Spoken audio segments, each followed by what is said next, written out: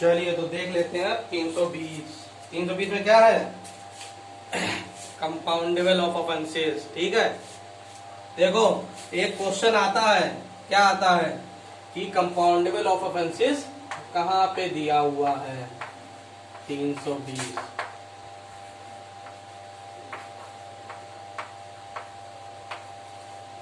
Compoundable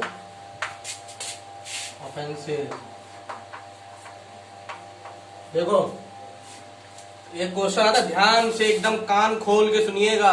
question क्या आता है कि कंपाउंडेबल ऑफेंसेस कहाँ पे दिया हुआ है?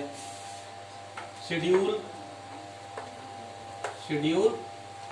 1 में, शेड्यूल 2 में, सेक्शन 320 में, या नन ऑफ द अबव। ठीक है, क्वेश्चन क्या आएगा?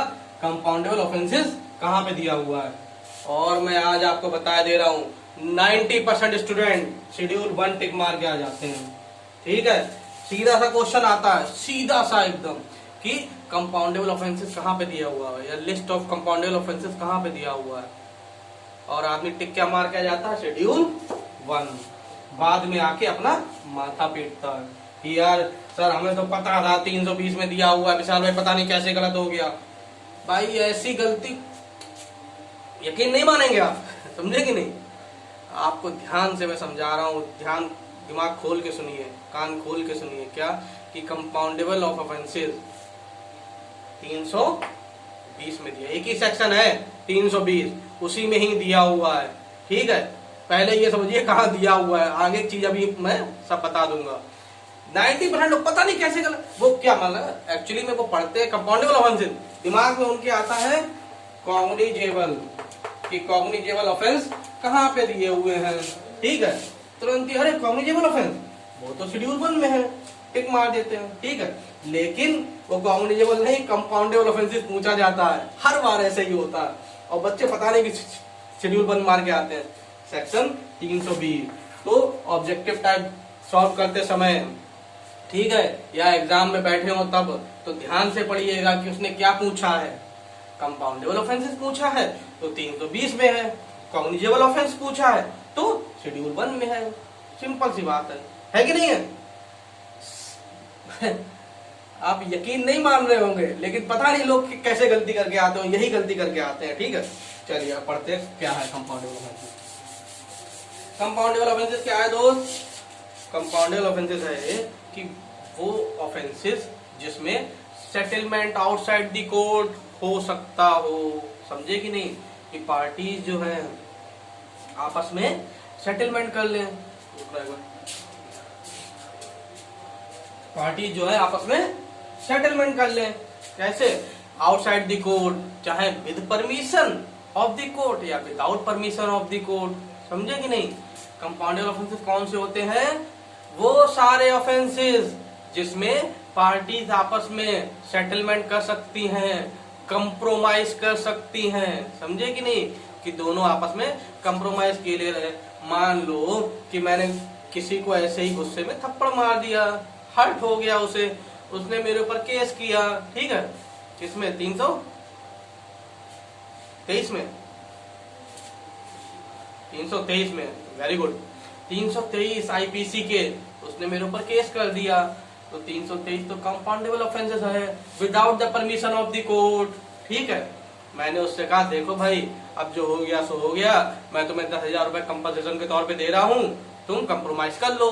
कंपाउंडेबल ऑफेंस है, कर सकते हैं हम लोग, without the permission of the court कर सकते हैं। ठीक है, अब वो मान गया, तो हम दोनों लोग कोर्ट के पास गए कि माय लॉर्ड, हम लोग जो है ये ऑफेंस जो कंपाउंडेबल ऑफेंस है, हम कंप्रोमाइज कर रहे हैं आपस में, एज ए कंपनसेशन जो हमें 10,000 रुपए दे रहे हैं। ठीक है, कोर्ट कहेगा ठीक है जाओ, और जब कोर्ट कहेगा जाओ तो उसका इफेक्ट क्या होगा? एक्यूटल। ठीक है, एक बार कंपाउंडेबल ऑफेंस कर लिया, कंपाउंड कर लिया हम लोगों ने, दोबारा उस पर केस नहीं होगा। ठीक है, अब ये कौन से ऑफेंसेस कंपाउंडेबल हो सकते हैं, कौन से नहीं? सेक्शन 320 का क्लॉज 1,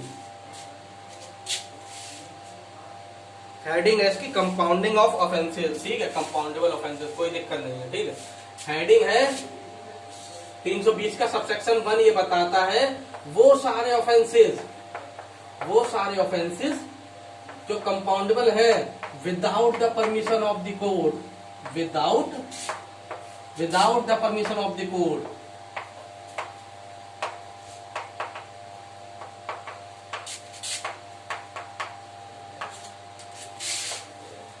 देखो पूरे में सेक्शन 320 में दो टेबल दी गई हैं। एक टेबल 1 जो कि सबसेक्शन 1 में है और एक टेबल 2 जो कि सबसेक्शन 2 में है। ठीक है, जो टेबल 1 में जितने सारे ऑफेंसेस हैं, बहुत सारे हैं, ठीक है, जितने सारे हैं वो सब कंपाउंडेबल है without the permission of the court. उनका कंपाउंडेबल कराने के लिए हमें कोर्ट की परमिशन भी नहीं लेनी पड़ेगी। जो टेबल सबसेक्शन 2 में जो दी हुई है उसमें कंपाउंडेबल तो है लेकिन with the permission of the court, with the permission of the court, कि कंपाउंड करने से पहले हमें कोर्ट की परमिशन लेनी पड़ेगी। ठीक है, चलिए उठाइए बैग, उठाइए, उसमें देखिए दिख रहा है कि नहीं। सेक्शन 320 का क्लाउज 1, क्लाउज 1 क्या बोलता है? The offence punishable under this section of the IPC specified in the first 2 column. पहले कॉलम में क्या है? ऑफेंस का नाम है। दूसरे कॉलम में क्या है? सेक्शन, 298 है, 323 है, 334 है। और तीसरे कॉलम में ये दिया हुआ है कि कौन कंपाउंड करा सकता है। ठीक है, तो तीसरे में कौन सा है? जैसे मान लो वॉलेंट्री कॉजिंग हर्ट 323, कौन करा सकता है? जिसको हर्ट हुआ है वो करा सकता है कि नहीं? तो ऐसे टेबल दी हुई है। जो यहाँ टेबल है, ठीक है, सबसेक्शन 1 में जो टेबल है 320 के सबसेक्शन 1 में जो टेबल है उसमें वो सारे ऑफेंसेस हैं जिनका compoundable without the permission of the court हो सकता है। हमें इवन कोर्ट की परमिशन भी नहीं चाहिए, आपस में ही पार्टी सेटल करके कंपाउंड कर ले, बाद में कोर्ट को इन्फॉर्म कर दे हमने कंपाउंड कर लिया। ठीक, अब सबसेक्शन 2, ठीक है, सबसेक्शन 2 में भी एक टेबल दी हुई है। इसमें कौन से है? इसमें वो ऑफेंसेस हैं कंपाउंडेबल तो हो सकते हैं लेकिन with the permission of the court. पहले परमिशन लो कोर्ट की, तब आपस में सेटलमेंट करो। ठीक है, अगर कोर्ट ने परमिशन दे दी तो ठीक है, नहीं दी तो नहीं हो पाएंगे। इन सारे ऑफेंसेस को छोड़ के जो इन दोनों लिस्ट में दिए हुए हैं सेक्शन 320 में, उसके अलावा कोई भी ऑफेंस कंपाउंडेबल नहीं हो सकता। समझाई बात की नहीं? कौन से हो सकते हैं? जो इन लिस्ट में, ये जो लिस्ट है, या तो with permission of the court पहले वाला, दूसरा वाला, सॉरी पहले वाला without the permission of the court, दूसरा वाला with the permission of the court, और तो इसके अलावा अगर कहीं नहीं फॉल हो रहा है तो भैया उसका कंपाउंडेबल नहीं हो सकता। ठीक है, अब ऐसा थोड़े है कि किसी की मर्डर कर दिया और बाद में कह रहे कंप्रोमाइज कर लो, 5 लाख रुपए दे रहे, छोड़ो केस, पार्टी चाहेगी तब भी नहीं हो पाएगा। क्यों? इस लिस्ट में आता ही नहीं है कि नहीं? चलिए अब क्या है, तो अब आप समझ गए कंपाउंडेबल ऑफेंसेस क्या होता है। क्या होता है? Very good, settlement outside the court, whether with the permission of the court और without the permission of the court, जैसा ऑफेंस होगा उस हिसाब से। ठीक है, 3 क्या बोलता है कि अगर कोई ऑफेंस लिस्ट में दिया हुआ है, ठीक है, तो उसका अबेटमेंट, अटेम्प्ट, कॉन्स्पिरेसी और कॉमन इंटेंशन, मतलब सेक्शन 34, सेक्शन 149, इन ये सारे भी वैसे ही माने जाएंगे। ठीक है, समझाई नहीं बात? अगर यार अगर कोई ऑफेंस कंपाउंडेबल है तो उसका अटेम्प्ट भी कंपाउंडेबल होगा, उसका अबेटमेंट भी कंपाउंडेबल होगा, ठीक है, उसका कॉन्स्पिरेसी भी कंपाउंडेबल होगी और उसकी कॉमन इंटेंशन भी कंपाउंडेबल होगा। ठीक है, कॉमन इंटेंशन और कॉमन ऑब्जेक्ट, कॉन्स्पिरेसी नहीं। ठीक है, चलिए सबसेक्शन 4 क्या बोलता है कि अगर कोई लिस्ट, जैसे लिस्ट में कॉलम 3 में ये दिया हुआ कि कौन कंपाउंडेबल करवा सकता है, ठीक है, कौन कंपाउंडेबल कर सकता है, तो अब वो मान लो मेरे साथ हर्ट हुआ था, अब मैं मर गया, ठीक है, तो कौन कराएगा? तो सॉरी, सबसेक्शन 3 में ये, 4 में ये दिया हुआ है कि अगर कोई भी ऑफेंस ऐसा है, अगर कोई भी ऑफेंस, 4 का ए, हाँ 4 का ए ये बोलता है कि अगर कोई भी ऑफेंस कंपाउंडेबल है without the permission of the court, लेकिन जो पर्सन कंपाउंड करा सकता है वो माइनर है या या इडियट है, लूनेटिक है, तो उस केस में चाहे वो without the permission of the court हो, लेकिन फिर भी परमिशन लेनी पड़ेगी, समझे कि नहीं। फॉर एग्जाम्पल, सिंपल सी बात है, समझ में तो आ गई होगी आपके। जैसे कोई भी ऐसा ऑफेंस है जो 320 के क्लाउज 1 में फॉल हो रहा है, 1 में फॉल हो रहा है, इसका मतलब without the permission of the court है, लेकिन कौन करवा सकता है, जो थर्ड कॉलम में लिखा हुआ है। लेकिन जो थर्ड कॉलम में जो लोग लिखे हुए हैं, first column, second column, third column में जो आदमी लिखा हुआ है, वो आदमी क्या है, माइनर है, लूनेटिक है या इडियट है, तो क्या होगा, तो चाहे वो सबसेक्शन 1 में फॉल हो रहा हो, फिर भी with the permission of the court होगा। इतना समझ में आई, वेरी गुड। अगला क्या बोलता है, 4 का बी ये बोलता है कि अगर इसमें वो होगा, अगर वो मर जाता है, उसकी डेथ हो जाती है, जो पर्सन कंपाउंडेबल करवा सकता है उसकी डेथ हो जाती है, तो कौन करवा सकता है, लीगल रिप्रेजेंटेटिव। उसका लीगल रिप्रेजेंटेटिव किसके हिसाब से, सिविल प्रोसीजर कोड के हिसाब से, सीपीसी के हिसाब से। एमपी और छत्तीसगढ़ में बहुत पूछा जाता है ये, ऐसे ही नहीं बोल देता हूँ, प्रीवियस ईयर लगा के देखिएगा, पता चलेगा आपको, ठीक है। आता है कि अगर 320 में जो आदमी कंपाउंडेबल ऑफेंस करा सकता है, अगर वो मर जाता है, तो उसके लीगल रिप्रेजेंटेटिव जो होंगे वो किस ग्राउंड पे चेक किए जाएंगे, सीपीसी के हिसाब से, सीआरपीसी के हिसाब से, आईपीसी के हिसाब से, या अदर लॉस के हिसाब से। तो उसमें आपको सीपीसी मारना है, 90% लोग सीआरपीसी मार के आ जाते हैं, ठीक है। इसमें साफ साफ दिया, वो पढ़िए, बी में क्या दिया हुआ है, ध्यान रखिएगा। When the person who would otherwise be competent to compound the offence under this section is dead, the legal representative as defined in civil procedure code of such person may with the consent of the court compound such offence, ठीक है।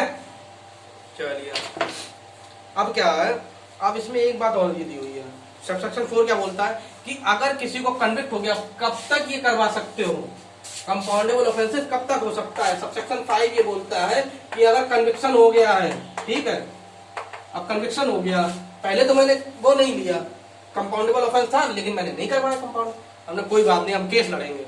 अब जब देखा कि conviction हो गया, अब हम कह रहे हैं यार ऐसा है, अपोनेंट पार्टी से कंप्रोमाइज कर लो यार, तो क्या उस समय हो सकता है कंप्रोमाइज? नहीं हो सकता, जब तक अपील जो है, अपील के लिए केस नहीं जाता, ठीक है। क्या क्या लिखा हुआ है, सही से पढ़िए। When the accused has been committed for trial or when he has been convicted and an appeal is pending, no composition of the offence shall be allowed without the leave of the court to which he is committed, as the case may be, before which the appeal is to be heard, ठीक है। तो कब होगा, अगर conviction हो चुका है तो चाहे कैसा भी हो, with the permission of the court होगा, ठीक है, चाहे कैसा भी हो कंपाउंडेबल ऑफेंस, लेकिन कोर्ट की परमिशन हमें लेनी पड़ेगी, ठीक। चलिए, 6 क्या बोलता है, 6 ये बोलता है कि हाई कोर्ट या कोर्ट ऑफ सेशन, ठीक है, हाई कोर्ट या कोर्ट ऑफ सेशन अपनी रिविजनल पावर को इस्तेमाल करते हुए 401 में भी भाई कोई भी ऑफेंस को, अगर कंपाउंडेबल नॉन कंपाउंडेबल है, अगर कंपाउंडेबल ऑफेंस है तो वो क्या कर सकता है, हाई कोर्ट परमिशन दे देगा, हाई कोर्ट या कोर्ट ऑफ सेशन, ठीक है।